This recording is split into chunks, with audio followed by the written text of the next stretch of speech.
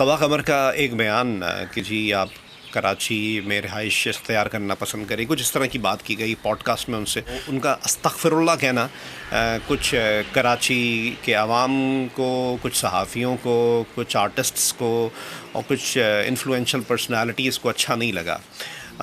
میں کراچی آئٹ ہوں، federal be area میں زندگی گزاری، ناظم آباد میں زندگی گزاری، گلشن اقبال میں زندگی گزاری. میں کراچی والوں سے پوچھتا ہوں یہ استغفر اللہ آپ کو اتنا برا کیوں لگ رہا ہے؟ کراچی میں پانی کا مسئلہ ہے، استغفر اللہ بالکل ٹھیک ہونا چاہیے. کراچی میں لا اینڈ آرڈر کا سچویشن کا مسئلہ ہے، استغفر اللہ بالکل ہونا چاہیے. کراچی میں آپ نئی ہونڈا 125 یا CD70 8 سے 10 کلومیٹر لے کے آزادی سے گھوم نہیں سکتے، یامہا کی بائک لے کے نہیں گھوم سکتے. صبح آپ اٹھتے ہیں تو آپ کی گھر کے نیچے جو گاڑی کھڑی ہوتی ہے اس کا بونٹ کھول کے کوئی کبھی بیٹری لے جاتا ہے، کبھی ٹائر نکال لیے جاتے ہیں. کراچی میں آئے دن سفاری پارک کے بازی وہ پریشر کی وجہ سے لائن پھٹ گئی، وہاں پہ گنگا جمنا بن جاتی ہے، پانی کی سپلائی معطل ہو گئی جی، 48 گھنٹے بعد شروع ہوگی. تو استغفر اللہ اس کو صحیح ہونا چاہیے. کراچی میں آلودگی ہے، اگر آپ دوسرے شہروں سے کراچی کی طرف سفر کر رہے ہیں تو ایسا لگتا ہے کہ پولوشن ببل میں داخل ہو رہے ہیں. دور سے اگر آپ دیکھیں آپ کے بچے، بوڑھے، ہم سب لوگ پھیپھڑوں کے مرض میں مبتلا ہو گئے، ہمارے گردے ختم ہو رہے ہیں گندا پانی پی کے. استغفر اللہ اس کو صحیح ہونا چاہیے.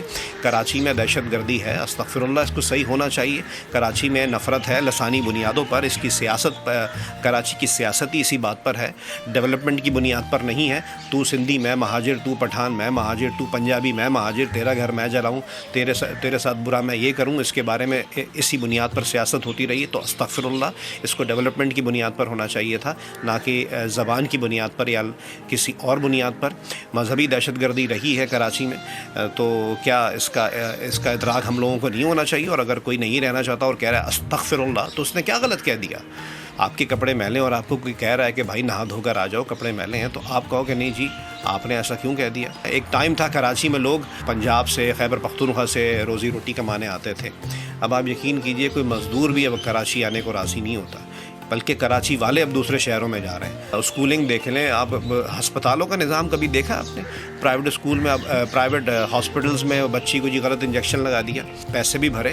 تو استغفر اللہ ان معاملات کو ہم کراچی آئٹ کا جو پرابلم ہے نا کہ ہم اپنی غلطی کو، اپنی کمی کو مانتے نہیں، اور ہم گٹر میں رہنا پسند کر رہے ہیں. اور کوئی ہمیں سمجھا رہا ہے کہ جی آپ گٹر میں، استغفر اللہ کو ایک میسج سمجھیں، نوشتہ دیوار سمجھیں، اور کوشش کریں کہ جو آپ کے MNA MP ہے، جو آپ لوگوں کے پاس سے سیاست کرتے رہے ہیں، اور ان کے بچے تو آج دوسرے ممالک میں ہیں، میں نے اور آپ نے یہیں رہنا ہے.